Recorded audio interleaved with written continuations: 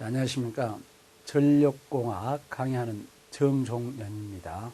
저와 같이 전력공학에 대해서 기초부터 한 응용까지 차근차근 알아보도록 하겠습니다. 우리 이제 책에 제일 먼저 첫 번째 장에 이제 가공전솔로부터 시작을 하죠. 전솔로부터 지금부터 알아보도록 하겠습니다. 일단은 전솔로 상에서 보게 되면은 가공전솔로라고 먼저 했는데, 우리가 전솔로라는 용어의 정의가,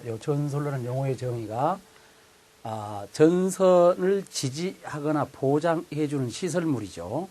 이 시설물이 가공으로 되어 있었을 때가 가공전솔로, 지중으로 되어 있으면 지중전솔로, 이렇게 되어 있고, 우리 전력공학에서는 가공전솔로와 지중전솔로로 나누어서 이제 공부를 하도록 되어 있죠.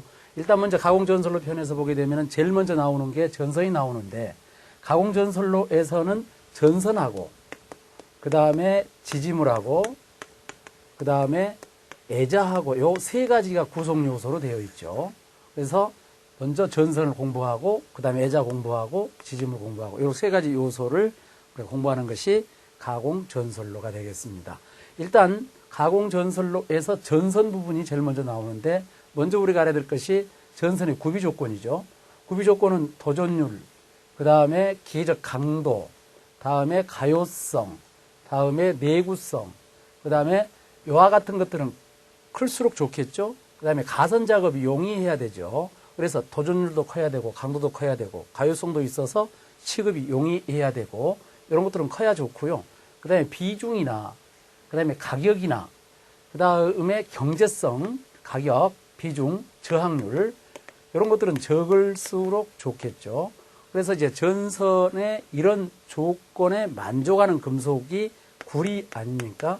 우리가 전류가 잘 통하는 금속의 순서가 은, 동, 금, 그 다음에 알루미늄, 이런 순서로 우리가 전류가 잘 통하잖아요. 이때 전선으로서 적당한 전선이 여기 구리하고 알루미늄이다, 이것입니다. 그런데 이제 은하고 동은 기금속이 안 되겠고요. 이제 요 구리가 보통 전선으로 사용하는 가장 기본적인 전선이 되죠. 그래서 여기 구리를 가지고 지금부터 전선에 대해서 알아보도록 합니다. 먼저 전선의 구성이 먼저 나오게 되는데요. 전선의 구성은 크게 보게 되면은 단선과 연선으로 나누어지고요. 그 다음에 연선은 다시 동심연선과 중공연선과 합성연선, 이렇게 다시 나누어집니다. 일단 먼저 단선, 물론 우리 송전솔로에서는 단선을 거의 사용하지는 않지만은 그래도 전선의 구성의 기본이니까 단선이 무엇인지 알아봐야 되죠.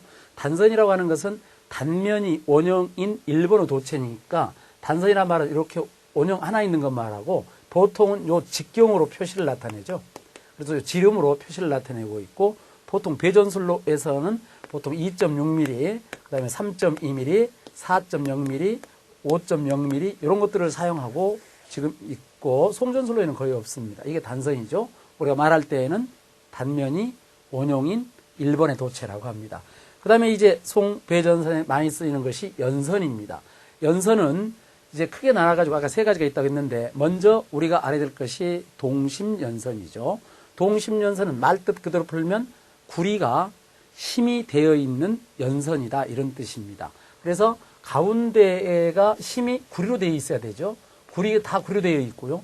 구리가 심이 되어 있는 연선으로 되어 있는 것이고요. 구조는 한 번의 중심선 위에 6의 층수 배수로 되어 있습니다. 그러니까 여기 위에 가운데가 요게 중심선이 하나가 있죠. 다음에 여기 1층에가 6의 층수 배수이므로 6 곱하기 1이 있겠고요.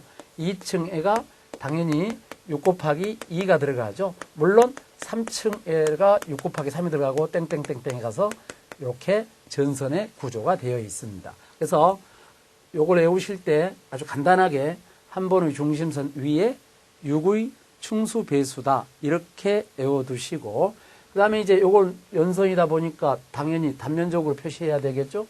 그래서 단면적으로 공침값으로 표시하도록 되어 있습니다. 자, 이때 여기 연선의 구조를 총소선수 구하는 방법인데, 총소선수 구하는 것은 여기 하나 더하기 여기를 다 더하면 되잖아요. 그럼 여기 더하는 방법은 어떻게 되겠습니까? 1 더하기 6에다가 가로 열고 1, 2, 3, 4 더하면 되죠. 이렇게 이렇게 해서 n까지 더하면 되지 않습니까? 그래서 이걸 더하기 한 값이죠. 그러면 이것은 1 더하기 하고 6 가로 안에 것 말하는 겁니다. 여기 가로 안에가 n 플러스 1 값에다가 여기서 곱하기 2분의 n을 하면 되죠. 그렇게 하면 우리가 이제 연선의 총 손수가 나오죠. 그럼 여기 처리하게 되면은 1 플러스에 3n이 될 것이고 가로 열고 n 플러스 1 이렇게 되죠. 그럼 우리가 수식을 쓰고 있는 이 수식은 어떤 공식이 아니고 단순히 여기에 구조를 여기 하나 더하기 7개 더하기 12개 더하기 이렇게 했다는 것 뿐입니다. 그래서 이걸 공식이라고 생각하지 마시고 그냥 연선의 구조를 중심선, 1층선, 2층선 더했다라고 생각하면 자연스럽게 나오는 숫자죠. 다음에 연선의 바깥지름인데요. 바깥지름은 여기에 D값을 이걸 연결해 보세요. 이렇게 연결해 보게 되면은 여기에 지금 여기 2층짜리 전선이지 않습니까? 그러면 여기에 연결된 게 하나, 둘, 셋, 넷, 5개죠. 5개란 말의 의미는 중심선 하나가 있고 1층에 2개 있고 2층에 2개가 있습니다. 그러므로 여기 바깥지름 D의 값은 여기에 층수 곱하기 2n이죠. 여기다가 가운데 하나 더해야 되죠. 1 하시고 가로 열고 닫고 요거 한 개의 지름이 나오죠. 소선 지름. 여기다 D를 해주면 되죠. 그래서 연선의 바깥지름도 공식이 아니라 여기서부터 여기까지 길이를 계산해 놓은 것에 불과합니다. 그래서 이렇게 2n 플러스 1에 가로 열고 닫고 한 다음에 D를 쓰시고요. 그 다음에 연선의 단면적 구하는 방법은 이때 여기 D를 구했죠. 연선 D를 구했으니까 단면적 A 값은 4분의 파이 B의 제곱으로 구하시기만 하면 되죠. 또는 이렇게 하지 않으려면은 단면적 A 값이 파이 R의 제곱이잖아요. 이렇게. 그럼 여기 R 값이 곧 2분의 D의 값이니까 마찬가지 아닙니까? 또는 요 하나 단면적을 구해서 개수만큼 해주시면 되죠. 어떻게 계산하든 간에 계산된 값으로 그 단면적은 표시하지는 않습니다. 공칭 단면적으로 하죠. 그래서 이렇게 이제 계산된 값이 나오게 되죠. 계산된 값으로 우리가 보통 표시하는 것이 아니고 이것을 부를 때에는 호칭을 할 때는 공칭 단면적으로 호칭을 하도록 합니다. 이 공칭 단면적은 KSC 전선 규격에 의해서 정의할 때도 있고 그 다음에 우리 이제 KSC 규격으로 정의할 때가 있는데 지금 현재 우리가 사용하고 있는 공칭 단면적은 경동으로 만든 전선이 있습니다. 경동선이죠.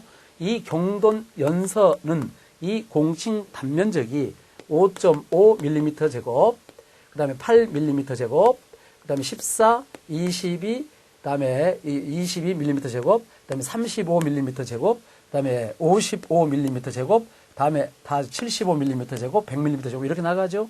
이렇게 나가는 것이 경동선이고 그 다음에 연동선으로 따질 때는 요거하고는 다르죠. 연동선으로 따질 때에는 연선일 경우에는 이때는 KSC, IC 전선 규격을 준해야 되죠. 국제 규격을 준해야 되니까 이때 연동연선일 때는 2.5mm 제곱, 그 다음에 2.5, 4mm 제곱, 6, 10, 16, 25, 그 다음에 여기 35, 아까 경동선이 35가 아니라 38이군요. 35 이런 식으로 나가게 되는 것이 이게 연동연선일 때 말하죠. 그러므로 연동선일 때 하고 경동선일 때 하고 공칭 단면적을 푸는 방법이 약간 다르다는 사실이고요. 일단은 원칙은 계산된 값으로 표시하는 것이 아니라 정해진 공칭 값으로 표시한다는 뜻입니다. 그 다음에 이 연선에서 가장 또 중요한 것이 연선을 접속할 때 문제가 걸리는데요. 이렇게 여러 개의 전선이 있었을 때의 전선을 접속할 때는 어떤 방법을 할 거냐는 문제죠. 당연히 여기 안쪽에 있는 전선을 잘라내고 바깥쪽에 있는 전선만을 가지고 소선 자체를 이용해서 접속해야 됩니다. 물론 소선 자체를 이용하지 않고 슬리브라든지 다른 접속기구를 사용하면 가운데 있는 전선을 자를 필요가 없지만은 소선 자체를 감아서 사용할 때에는 여기 가운데서는 빼고요.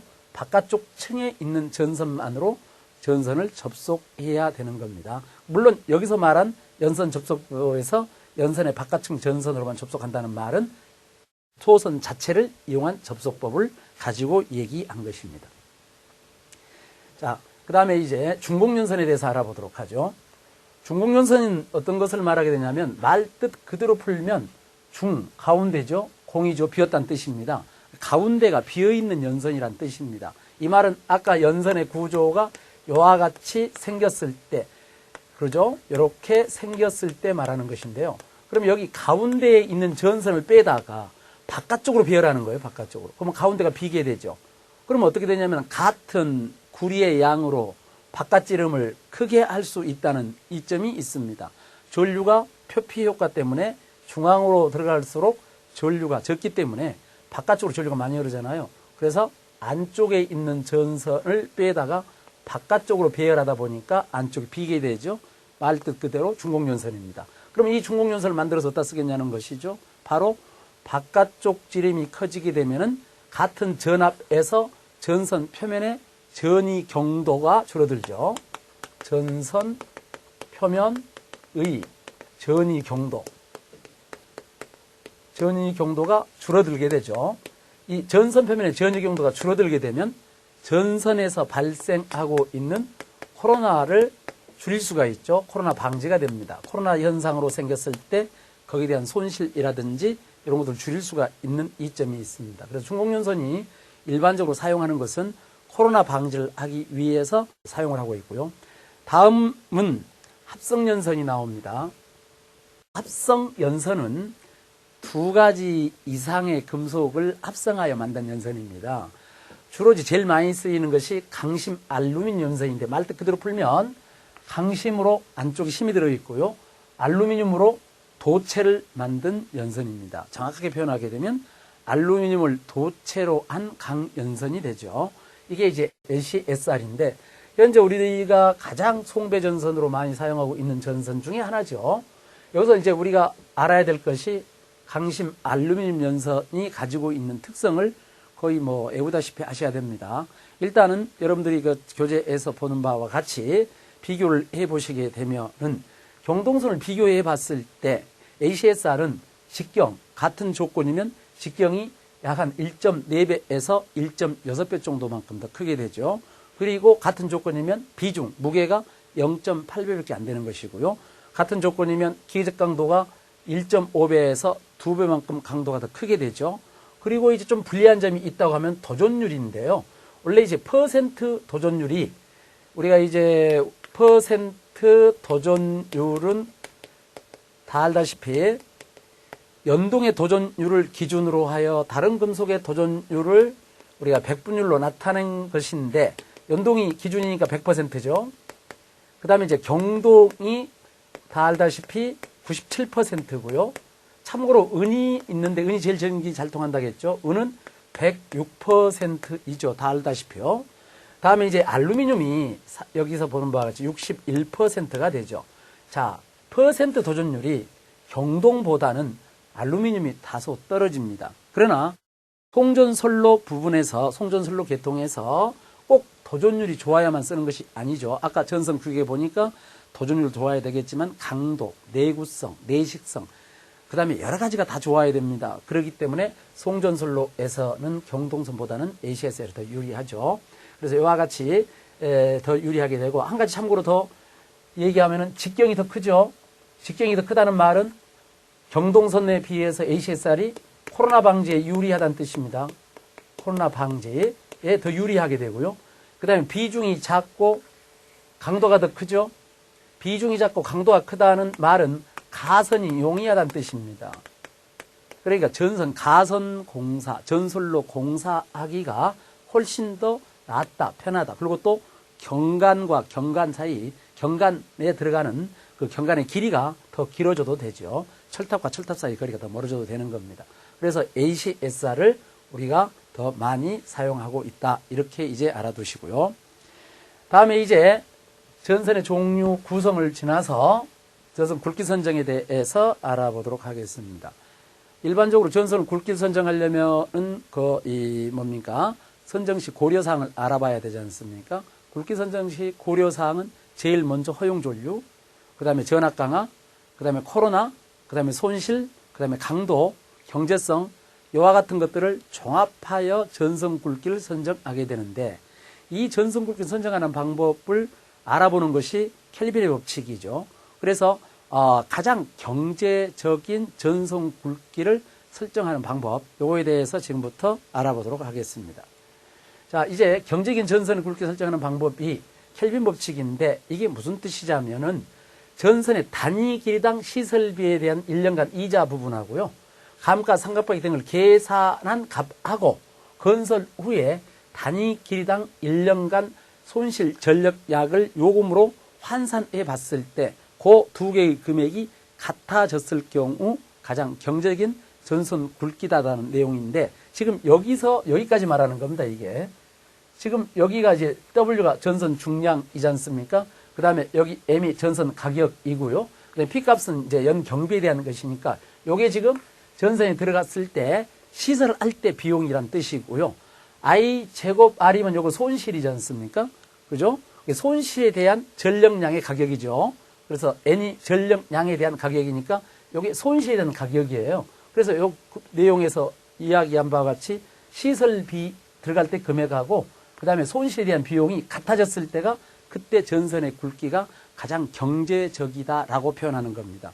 그래서 이제 이렇게 나오는데 여기 수식은 뭐냐면은 여기 I값 말하는 겁니다.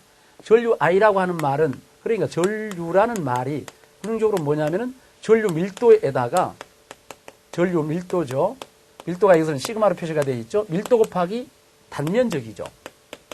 전선의 단면적 말하는 겁니다.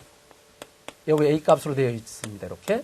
그러면 흐르는 전류라고 하는 값은 당연히 전류 밀도에다가 단면적으로 곱해주면 전류가 나오죠. 그래서 여기 전류 I 대신에 밀도에다가 면적으로 곱해준 값을 쓰고 그 다음에 여기 전선의 저항이죠. 저항이 A분의 로 L이죠. 값을 대입을 했습니다. 여기 수식에서 요 시그마 값을 구하면 루트 로 N분의 WMP가 나오게 됩니다. 이 값이 바로 가장 경제적인 전선의 전류 밀도가 되죠. 요걸 이제 계산을 해봤습니다. 계산을 해보게 되면 이쪽에 지금 상수가 우리 책에 적혀 있죠.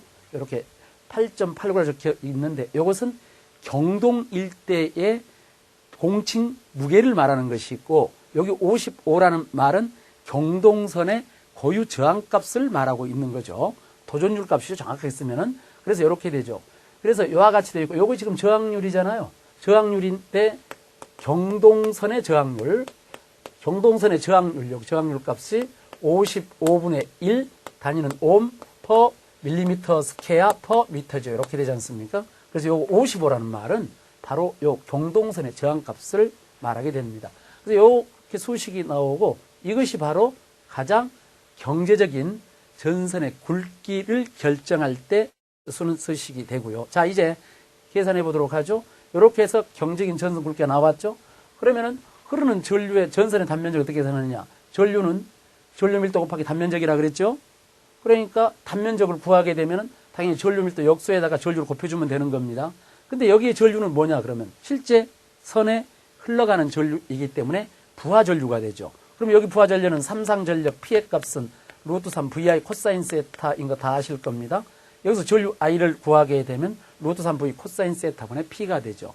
이렇게 해서 전력 부하 걸렸을 때에 가장 경제적인 전선의 굵기를 알아볼 수가 있죠. 그러면 우리가 여기서 알아야 될 것은 뭐냐면은 가장 경제적인 전선 굵기를 결정할 때에는 켈빈 법칙으로 작용한다.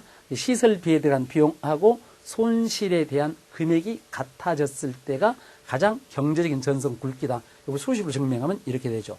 여기서 예를 들어서 한번 어떻게 계산이 되는지 한번 알아보도록 하죠.